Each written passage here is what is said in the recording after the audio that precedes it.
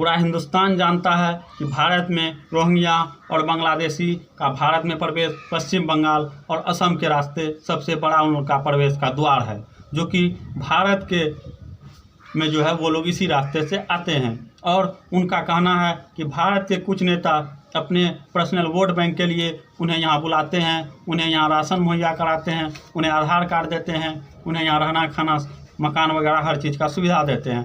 ऐसा हम नहीं, ऐसा असम के जो है एक गांव के मौलाना साहब और वहाँ के स्थानीय निवासी का कहना है। उनका कहना है, उस गांव का आपको हम नाम बता देना चाहते हैं, और उस गांव का नाम बबई गांव है।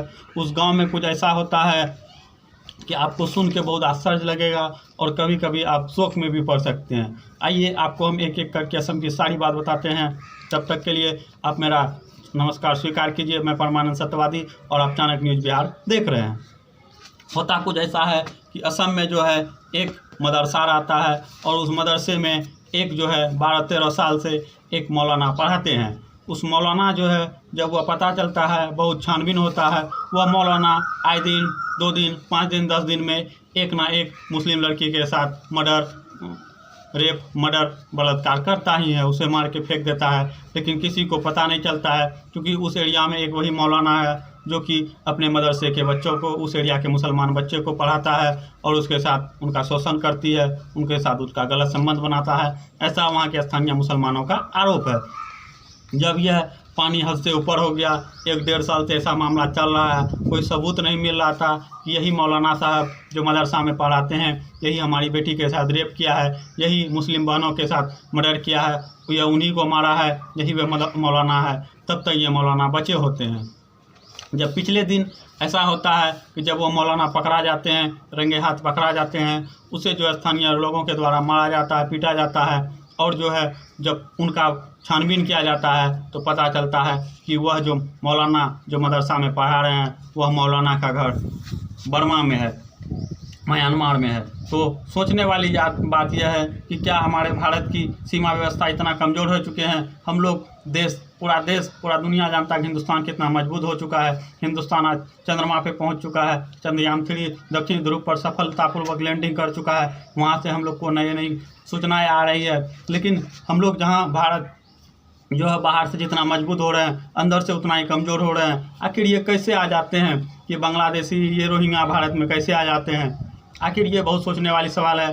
भारत सरकार पे जो ये एक बहुत बड़ा समस्या आने वाला है आगे चल के, क्योंकि ये वही देश है, ईरान, जो कि पहले यहाँ जो था 5000 बांग्लादेशी को यहाँ शरण दिया था। आज पूरा वहाँ का देश ख़त्म हो गया, पूरा जो है बांग्लादेशियों का देश बन गया, पूरा जो रोहिंग्याओं का देश ईरान बन गया।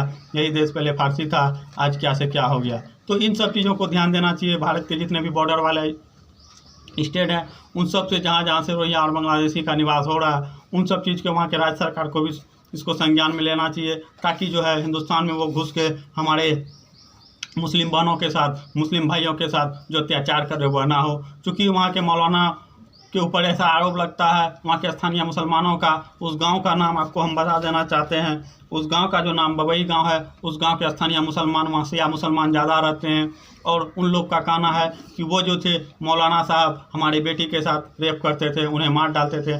ऐसा हम लोग को इसीलिए यकीन नहीं होता था क्योंकि हमारे एरिया में एक मौलाना, वो इकलौता मौलाना थे। हम लोग को विश्वास नहीं होता था कि मौलाना ऐसा कर सकता है। और जब मौलाना पकड़ा है तो वह जो है सीधा जो है असम छोड़ के कहाँ भागे, अभी तक ऐसा कोई जो है अता पता नहीं चला है। तो वहाँ के मौलाना का ऐसा कहना है कि ये जितने भी भारत में ये अवैध बांग्लादेशी रोहिंग्या रह रहे हैं, इन सब को गोली मार देना चाहिए, इन सब के प्रति इन सब को फांसी दे देना चाहिए। क्योंकि ये जो है हमारे हिंदुस्तान में जितने भी शिया मुसलमान हैं, उनको उनके बहन बेटी के साथ ये गलत काम करते हैं, उनके साथ अवैध संबंध बनाते हैं, और जब ये पकड़े जाते हैं तो यहाँ से भाग जाते हैं, कुछ ना कुछ करके वो निकल जाते हैं।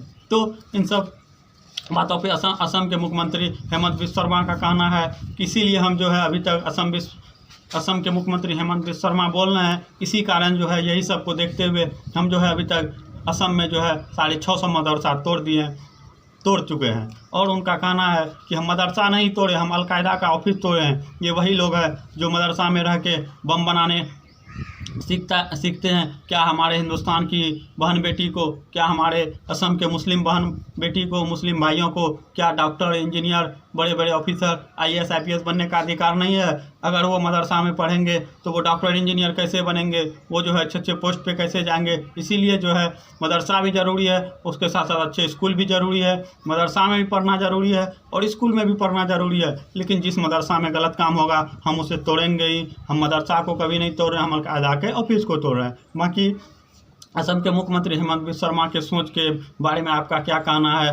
और वहाँ के मुस्लिम भाइयों ने जो तगड़ा जवाब दिया है, एक शिया मुसलमान भाइयों ने जो वहाँ का तगड़ा जवाब दिया है, इतना अच्छा राय रखा है रोहिंग्या मुसलमान के प्रति। बाकी इन सब आपको कैसा लगा अब हमें कमेंट करके ज़रूर बताइए। तब तक के लिए आप चाणक्य न्यूज़ बिहार देख रहे हैं, मेरा यूट्यूब चैनल को आप सब्सक्राइब कीजिए और जो है चाणक्य न्यूज़ बिहार देश परमानंद सत्यवादी नाम से मेरा फेसबुक पेज है, आप उसे भी ज़रूर खोल के फॉलो कीजिए। तब तक के लिए जय हिंद, जय भारत, वंदे मातरम, भारत माता की जय।